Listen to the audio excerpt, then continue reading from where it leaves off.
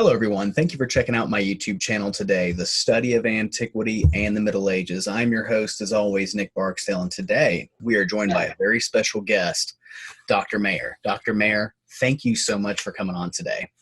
My pleasure. Great to be here. Would you mind telling us a little bit about yourself? Sure. I'm an archaeologist at Bar Ilan University. That's in Ramat Gan, Israel. That's a city right outside of Tel Aviv. My expertise is Eastern Mediterranean archaeology of the Bronze and Iron Age, sometimes called, in my field, biblical archaeology. And I've directed the excavations, are still directing the excavations at a major site in Israel called Tel Safi, which is a site settled from the late prehistoric periods until modern times. And in particular, during the Bronze and Iron Ages, it was the site of Gat. And during the Iron Age, it was the site of Philistine Gat, one of the major Philistine sites. So I've been dealing with the Philistines and their interactions with other cultures and their formation, who they are, and a transformation of how we understand who they are for a long time. In addition to that, I'm the editor of a very important archaeological journal in Israel, the Israel Exploration Journal. I direct a research center on the relation between Israel and Aram in early times. And I keep busy. I try to keep out of trouble. I would like to start with a very common question asked by many of my subscribers. And I'm going to pick what Yohalam asked, and that was, who were the Philistines? And where did they come from, and how did they arrive to the Levant? First of all, who are the Philistines, where did they come from, and how they arrived? That's a great question. And archaeological research has been dealing with this for, let's say, about 150 years. If I think of what I studied about the Philistines as a student at the Hebrew University in the 80s and 90s, and how my understanding has transformed over the last 20, 25 years, it's a very nice way of showing how exciting, how dynamic, and how enigmatic this topic is. So, for example, for many, many years, what we knew about the Philistines was really based on the biblical text. And in the biblical text, you have a quite detailed collection of stories which relate about the interface between the Israelites and Judites and the Philistines. Almost always the Philistines are presented in a negative manner. For the most part, they're presented as enemies, while sometimes they're presented as neighbors. And I always like saying, the cycle of stories about Samson. So on the one hand, a lot of the stories, he's killing Philistines, in the end he's killed by Philistines. Even in the biblical text, he marries a couple of Philistines, and he visits the Philistines regularly. So it's a complex, multifaceted relationship. Now, you also have to remember that the biblical depiction of the relation between Israel and the Philistines is written by the Israelites, or even whether during the Iron Age or later. So it's clearly a very subjective view on the Philistines. So very early on in ancient Near Eastern studies, archaeology and textual studies, the attempt was made to try to get a more objective view, whether it's from using other ancient Near Eastern texts, whether it's Assyrian, Babylonian, or Egyptian, or from the archaeological remains.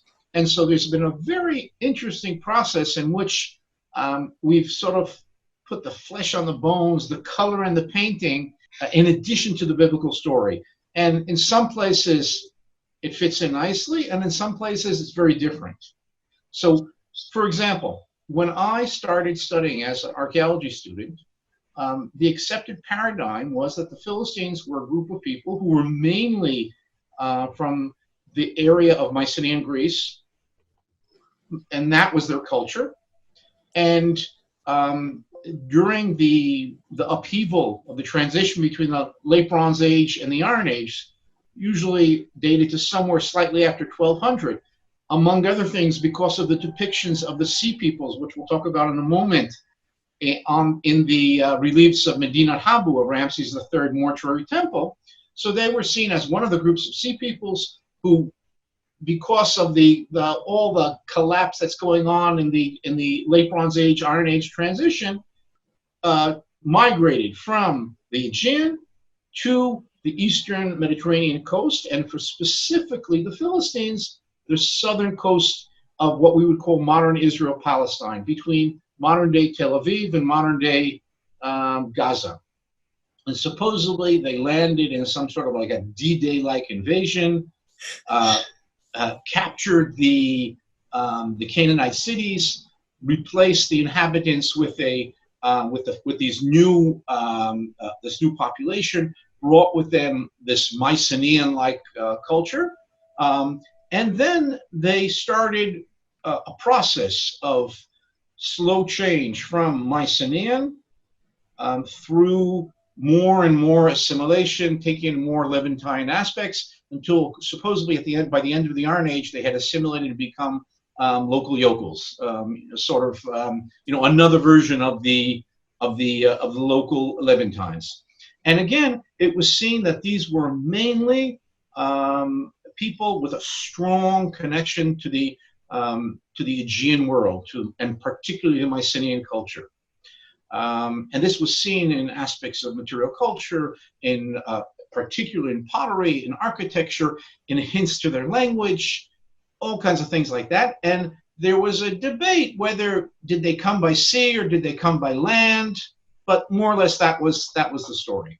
And that is how, for example, when I started the excavations at Tel Asafi Gat, among other things, aiming to work on the Philistine levels, the Iron Age levels, that was sort of the paradigm I had in my head, and that was my research agendas were based on something of the sort. So, for example, since for many years they assumed that the Philistines came from the Aegean, from the Mycenaean culture, and the Mycenaeans were writing with linear B.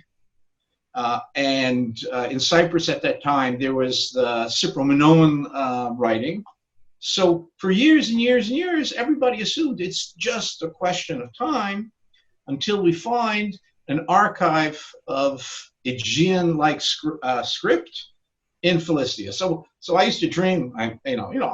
Do I still dream? Yes, I still dream. I would love to find an archive of Philistine writing, of early Iron Age Philistine writing. But after 25 years of excavating at Tel Asafi and 100 years excavating at all the other sites in Philistia, and they really have not found any substantial amount of text, and even the few that have been found are questionable and undecipherable, etc. So, for example, one of the things that comes through is there ain't no Mycenaean writing in early Philistia. Then, to add to this, if in fact these were Mycenaean or very close to Mycenaean people who arrived in Philistia, they should come with the whole package of Mycenaean material culture. Now, some of the things do remind us of the Mycenaean, for example, pottery, the Mycenaean 3C pottery. But, for example, not all the components of the Mycenaean 3C pottery assemblage that we'll have in Greece or in Cyprus exists in Philistia. On the other hand, other aspects of the early Philistine material culture, some comes from Cyprus, some comes from Anatolia, some comes from Egypt, from all kinds of different regions. And to make that even more complex, after we've excavated 4 of the 5 major Philistine cities, that's Ashdod and Ashkelon along the coast, and Gat and Ekron slightly inland. The 5th one, Gaza, is unfortunately now not available for excavation. Hopefully sometime in the future will be. I always joke that they're excavating but not archaeologically. So we know that the early Philistine arrival didn't bring about the destruction of these Canaanite cities. And so more and more, there is a feeling, myself and Louise Hitchcock, who you have spoken to, and others, is that the Philistine culture at its very beginning is a mixed, I like calling it a Mediterranean salad. It's not a Greek salad even, they're coming from all kinds of places, an entangled culture. And when they arrive, not only do they have people from various origins outside of the Levant, but they settle with local Levantine peoples. And so the early Philistine culture is, in fact, this like amalgamation of different material cultures and different cultural influences coming together. And when the Philistines create this culture continues to exist and continues to interact with its environment, influencing environment on the one hand, but also being influenced by other cultures around there. But till the very end of the Iron Age, the Philistines retain their very distinct identity.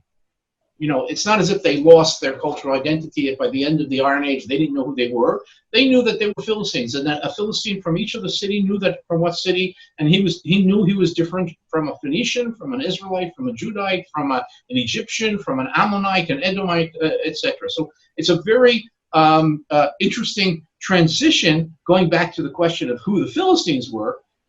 They're groups of people. They're comprised of groups of people who came from all kinds of places during the collapse of the Late Bronze Age, and it's not a one-day process or migration, but it's apparently an extended process of a century or century and a half. And they landed and they formed a culture which went through this ongoing transformation.